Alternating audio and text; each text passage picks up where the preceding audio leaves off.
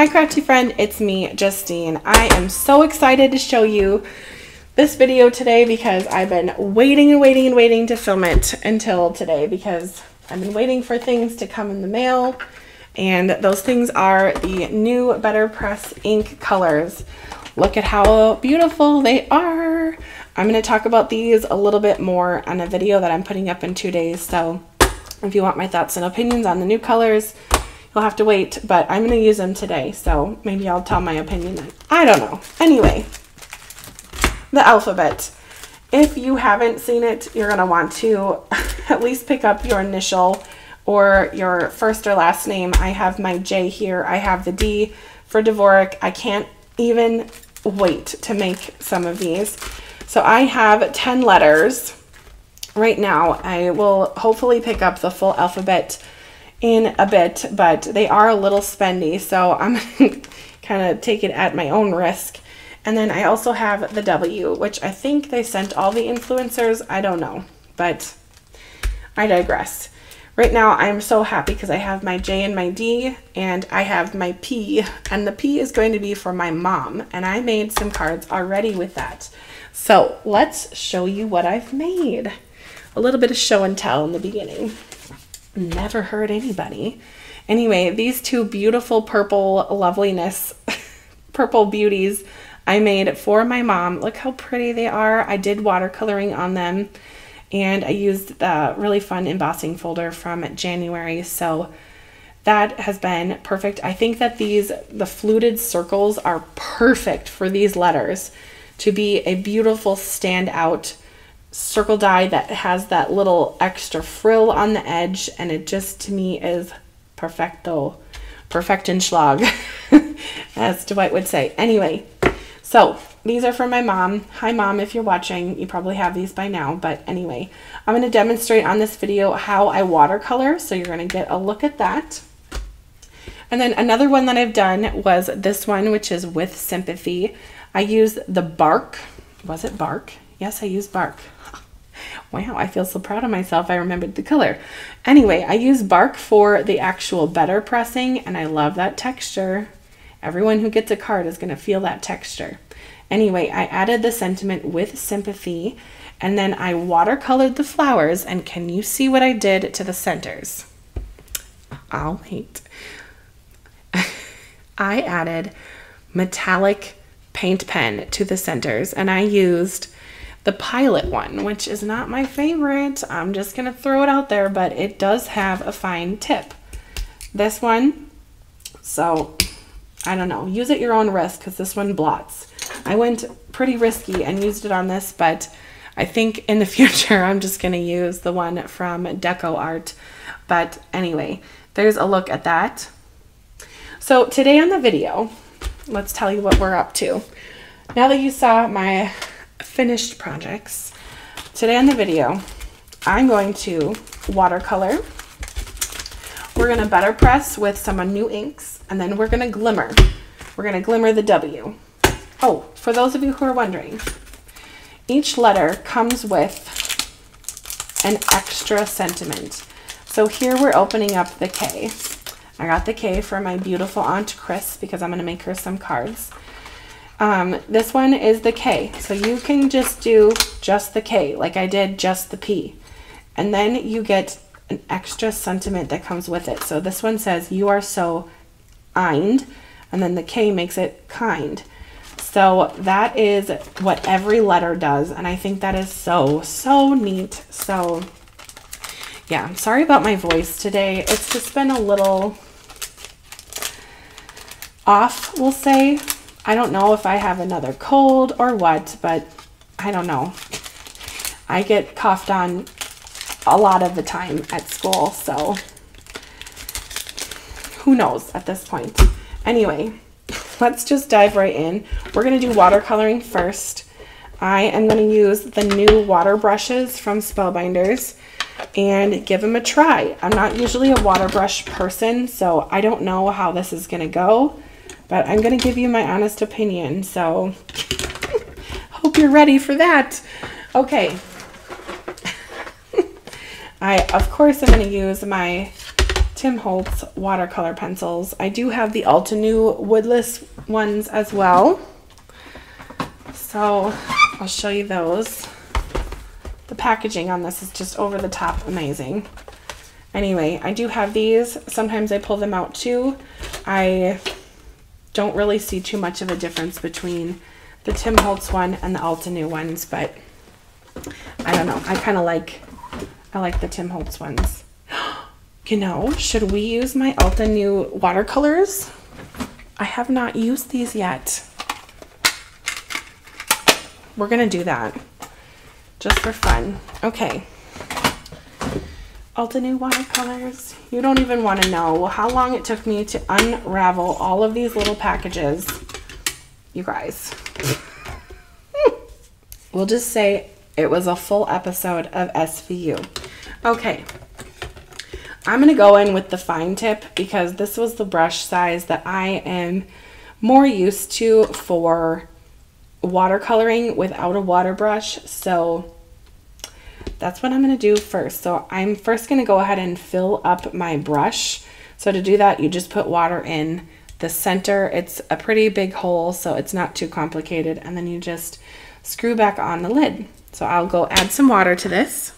So the water is in there, and I'll just screw on the lid. Now on the side of the pen, it says push. So there's that. So just to get my brush wet, I'm going to push like it says, and I'll do it off to the side just in case. Yep, there's going to be some water dropping. That's fine. Okay. Well, it's all set and wet, so let's just try it out. Okay. I think that I will use the Tropical Forest one first. And I did cut this out from the packaging from the watercolors so I could see the different colors. So I'm going to use this on the leaves. Did I really just say leaves? Ay. Okay. Now my color is pretty saturated on the brush, so I'm going to start on the bottom and just flick my way up. And I'm going to go on the base of all of these first, and this is how I usually use a water brush. So I'm just going from what I know, even though this is the first time I've tried the Spellbinders water brushes. So I'm giving all that deep color onto the bottom of the leaves, and then I'm going to actually go ahead and fill in these greens here.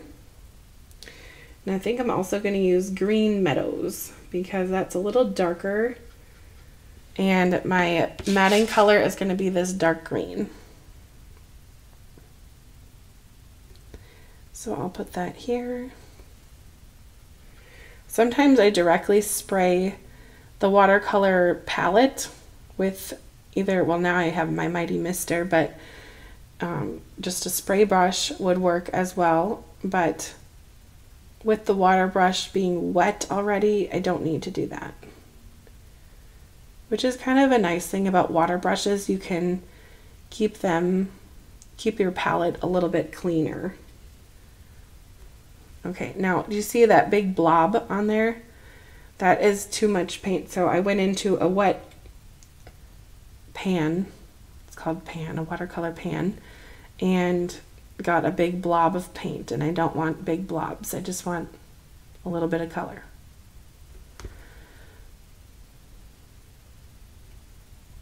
Okay, now I'm going to squeeze my brush out into this water and just kind of clear out some of that green so it's not so pigmented. And then I'm going to just kind of push the rest of the green up toward the tips of the leaves so they are filled in, but the main color is going to be on the bottom of the leaves. I think I just said leaves again. Leaves. The leaves. Oh, I have not had any coffee today, so I don't know why I'm even attempting to film. Okay, so that's it for the leaves. Now, since I'm done with the green, I'm just going to wipe it up just so it doesn't interfere with my next color. All right, so there is just a little bit of green on the brushes, but you can see on my hand, it's just kind of how water brushes work. They kind of get like stained a little, but it's not a big deal. Okay, now let's see, I'm looking at my colors. I have this dark green that I'm going to be using on the back, and I think that having like a deep red, I think this color is what's kind of speaking to me. Yes. So what I'm going to do here is a little different. I'm going to make like a pink wash of color. You can see there's barely pink in there. And I'm going to go over every flower with the water now, and then let that sit in. Now I should have said this before, but I did BetterPress this W with the watercolor paper from Spellbinders. So this is going to work just well with my watercolors. You can see just barely a pink fade on the flowers themselves. And then the fun part is going to be next. I'm going to drop the color on the centers of the flowers and let the water do the work for me. So I think everything is damp now. I think I got all the flowers. Well, maybe not. Okay. Now this is going to be kind of a pigment. You can see there's kind of a lot of color on my brush, and just watch this. I'm going to go from the center of the flower and just drop a little color on. That one was a little drier.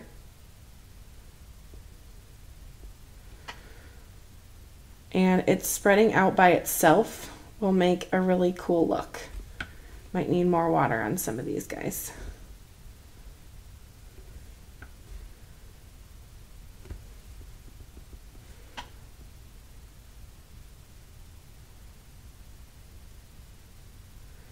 And just giving it a little bit of water to help move the color around really helps the flowers come to life and keep them looking soft and delicate. These little flowers that are on the alphabet letters are just so pretty, and they are full of opportunities for any color flower. I think I didn't have enough water down before, but now you can really tell those are popping. It's popping. Okay. I think I'm not moving fast enough for my water. It's drying on me. So I'll put down my pink wash, and then I'll pop in my color here. And we'll have some more flowers. I probably should have just done like one or two at a time.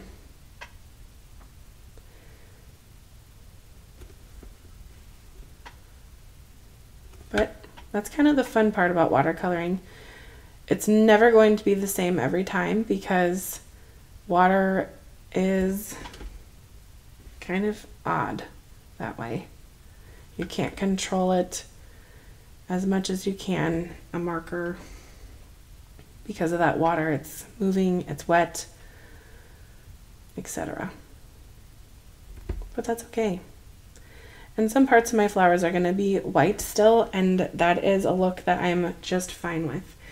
Now when you're watercoloring, you can either wait for things to dry or you can make it dry. And to make it dry, you use a heat embossing gun.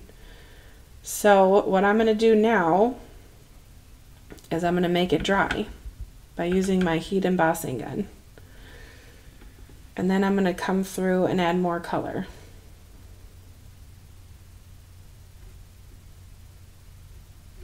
And what that's going to do is just give another layer to the watercolor to kind of stay what's there. It's going to stay where it is, and then my next layer will not interact with the water that's already on my project. So I'm just going to take my heat gun. I will mute this part of the video.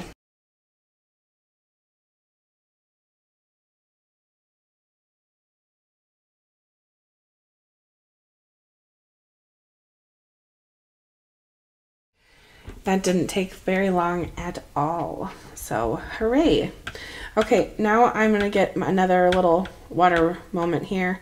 I think this is just like a habit for me because when I'm watercoloring with a regular brush, I like to have a blob of water on the side.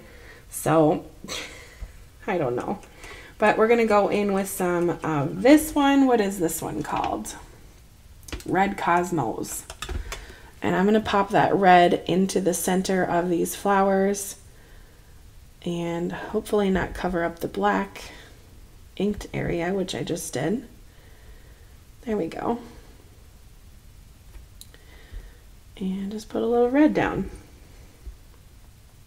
Red and green are complementary colors. So having that deep, dark green background and then having my red pop on the flowers with the pink tones as well, but the red will be kind of a fun contrast.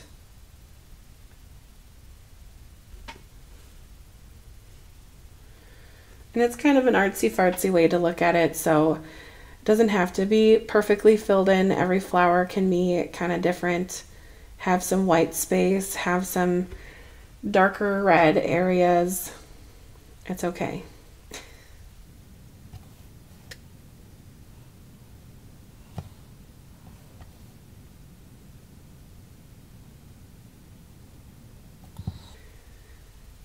Okay, I am definitely satisfied with the way that turned out.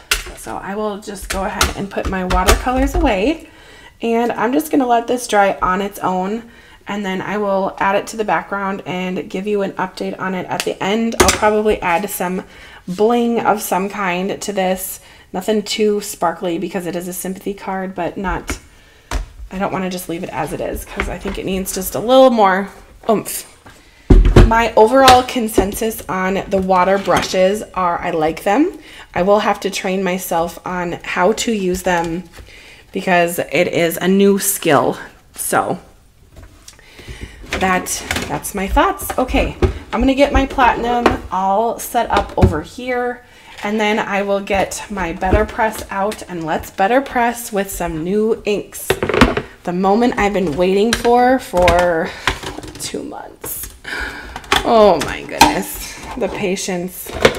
What patience for this, you know? Okay, got my inks all here. The gang's all here. Okay, and of course I need my actual BetterPress. So, what will I do? I think I'm gonna do the O. Now I used the O already because I made a wedding card for a friend. We just went to a wedding over in Wisconsin, in Green Bay, so that was fun. Never been to Green Bay in my whole life, but that was a fun wedding. Okay, I'm going to pop the C on in the middle. This is the O. I used the C. I think I said that this was the C. It's the O. Anyway, I used the C for congratulations. Now this one says on your special day. But I'm just going to use it as the O because I'm going to go with my, no, you know what? I'm going to do the K. We're going to do the K for my sweet Auntie Chris. Okay. So many decisions. The best part is I can make a bunch of these with whatever color I hope and desire later. Anyway, okay, I'm just going to make sure my K is straight by popping the bottom of this on my grid line. And yeah, I'm using my BetterPress sideways today because I don't know, because it will fit in the screen. Okay, now I need BetterPress paper. I have a panel already cut out. I will just pop the corners on. I think I need new tape at this point because, y'all, it's been a while and it's just time. Listen to me saying y'all like I'm from the South. Okay, all right, new tape. This is going to be a fun video to refer back to because I have been watercoloring, better pressing, and I'm going to glimmer in just a little bit. All in one video. Crazy. Okay, now this panel is just a little bit smaller than an A2. It's probably just 1/4 of an inch off of all of the sides. So I wanted to use new colors. These Cruise and Teal Topaz I really, really wanted to use. And I wanted to use the Garnet and Tiger as well. So I think I'm gonna try using these 4 on one card. I know, a little crazy. So we're gonna have to work fast because the BetterPress ink does dry quickly. So let's just see how this goes. Should I add another color? Let's add Taffy as well. No. Should we go 6 colors? I'm feeling my too much brain kick into overdrive here. Yeah, we're gonna do that. We're gonna make an ombre. Oh, you guys. Sometimes my brain is just like, do it all. This is one of those times. We're gonna make a gradient of an ombre. I hope this works out. Okay, I'm gonna start with Teal Topaz, my darkest color, and pop that on. And then Cruise.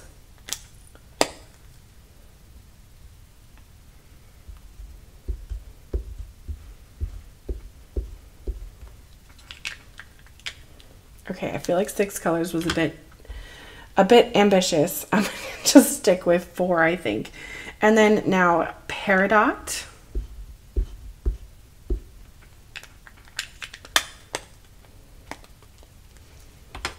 And let's go Garnet on the bottom.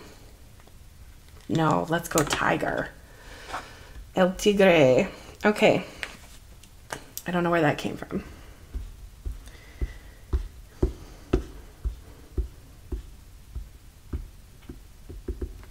Okay, so I use these 4, not those ones. I will use those on another project. Okay, let's get this little lady through the BetterPress.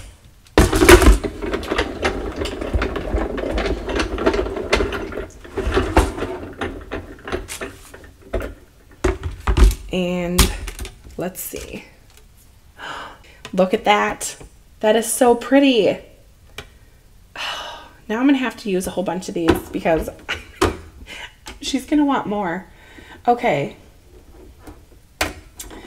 Well. I am just saying, I love mixing ink. Okay.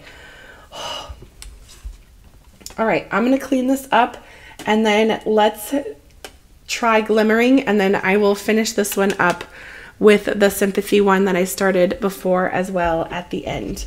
But as you know, I can't let this ink sit here forever, so I'm gonna get to cleaning. All right, so now that my Glimmer machine is all set up, I have it warming up over here on the side. You can see it's not quite ready yet. The light's not on. So I'm gonna get my foil all ready. So I'm using the foil from this month, February's Glimmer foil, and it's called Champagne from Spellbinders. It's a beautiful gold color. It's a bit more white gold than the standard gold. Okay, and then with my little trimmer, I will just trim down my foil so it is just the right size, or just not too big, not too small, Goldilocks style, and have it ready for my M. So I am using the plum color cardstock from Spellbinders. This is the Color Essentials cardstock, so it is perfect for glimmering. My M, I'm going to take a second and really make sure that it is straight on my project, because this is my main piece that I want to go on my card. So I'm fairly certain that that is straight. So we're gonna go with that. And I'm gonna use the hinge method. So I'm gonna put my tape on like this. and make a hinge for my plate to open up like this. Now I did not make the hinge method up. It was Spellbinders boot camp where I learned how to do that. The Glimmer boot camp. If you haven't watched the Glimmer boot camp on the Spellbinders YouTube channel, make sure that you watch it. It's very informative. And check out the Facebook group Foiling Snobs Club, and also watch Nancy Stamp's YouTube channel because she has all sorts of tips and tricks for glimmering. All right, so now I have my sandwich. So now I'm going to be flipping. So I have my plate, my foil is going to be shiny side down, and then my paper on top. I'm going to put another piece of tape here because I'm feeling paranoid today. All right, my platinum is ready. So I will put my project onto there, and then I will just hit the timer. And when it is done, I will run that through my platinum and it will be all set to go. Like you saw before when I was better pressing, my platinum is the 8.5 inch one. So I keep it off to the screen when I'm doing glimmer on camera. It's just too much for the screen. Now that my platinum is ready, I will just de-dock it and bring it over to my platinum, and then I put my top plate on top after my bottom is in the platinum. And then I get to do my favorite part, which is the peel and reveal. It's the best part about hot foiling, is to see the finished result. So my M did turn out a little bit crooked, and that's just fine. It just is what it is, I guess. For this, I'm totally fine with it. It is a beautiful M, and you can see it foiled really nicely. The detail on those flowers is just so stunning. Look at that in the light. Oh, beautiful. So yes, you can better press and foil with the BetterPress plates. It just depends on your fancy and what you like. So let's go back to the first two projects that I started here on camera. I'm going to finish these up right now, my W and my K, and I will be popping more of these alphabet projects on to my Instagram and my Facebook groups. I have one that I run that I started myself called the Spellbinder Maker Group, and that's for all things Spellbinders. And if you're a maker and you're part of that group, I would love for you to comment below and say hello and that you're from the maker group. And if you are a BetterPress babe, I'd love for you to comment as well and to let me know that you're here from the BetterPress babes. And maybe you're both. Maybe you're a BetterPress babe and you're part of the maker group. So double points for you if you are in that boat. All right, what I'm going to do now is trim down this piece to be, oh, that was already trimmed. Perfect. Well, that's going to be a little bit smaller. Well, I guess we're going to double mat it. So we have 5 inches by 3 3/4. I think that's what we'll go with.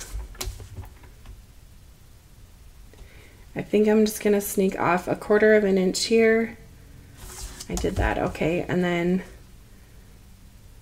yes. So this one will end up being 4 inches across. No. 3 3/4 inch across, and then 5 inches going the lengthwise. Okay. I'm going to pop some orange on the back of this one because I'm feeling kind of fun and bright with that tiger color. It is speaking to me. So I'll grab an orange. This is one of the oranges from Spellbinders. I don't remember the name of it, but I will have it in the description. And then I'm going to go blue because blue and orange are complementary colors. Or should I go teal? There's a lot of teal in this card. I think I'll go with the teal. And I think that's the teal topaz that matches the teal topaz BetterPress ink. So that is going to work out super well. Okay, let's go dark on the back, orange as the next layer. Oh, that's gonna look so good. Okay. I'm gonna trim this down to be 4 inches by 5 1/4.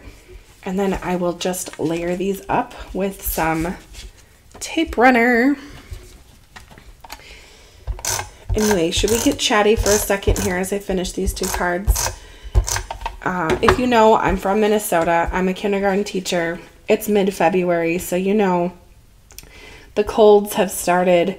But right now it is mid-February, and the kids have really gotten to be excellent with the reading, and I'm just kind of becoming a little bit of a literacy geek, if you will. I'm taking a class that is a continuing ed class for teachers that is all about literacy, and I'm just really learning a lot about the brain and the eyes and how people read. I think it is so fascinating.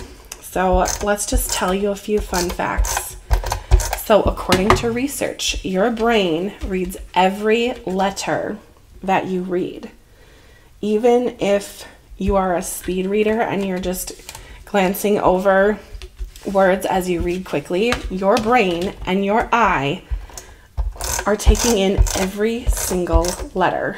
And I think that is crazy, because sometimes I read pretty fast and you might just think, well, no, I see the word and I know the word. That is what they thought. But research shows that your eye sees every single letter. And I think that is so crazy. So I just wanted to share that. And then also, research shows that 90% of the people in the world, no, 95% of the people in the world can read. So there's 5% of the people who cannot, for whatever, maybe a disability that they might have or something along those lines. But the majority of people in the world have the ability to read.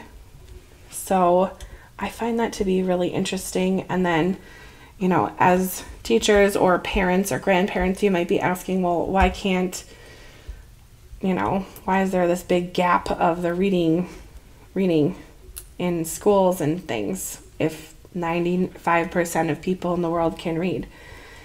It's because teachers are not taught effectively how to teach reading. They're just not. And that's not a dig to any program or anything, but the teachers teach, programs don't.